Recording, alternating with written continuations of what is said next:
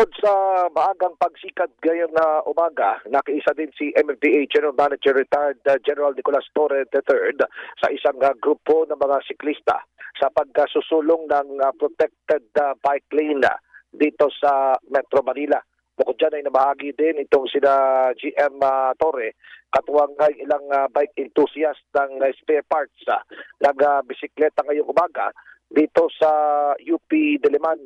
Isinabay din ito sa ika-129 na edition ng monthly General Assembly ng TICAS o yung Tiklop General Assembly, isang grupo ng mga siklista na ang gamit ay yung mga bitiklop na bike.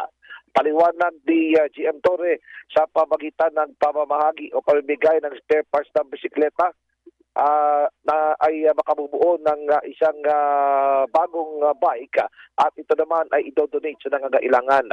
Nagmula ang spare parts sa ilang grupo ng mga siklista at Centurion Cycling Club. Sinusulong ng grupo ang usapin ng Share the Road o ang pagpapahalaga sa mga mamamayan na gumagamit ng lansangan sakay ng kanilang mga bisikleta patungo sa kanilang mga trabaho.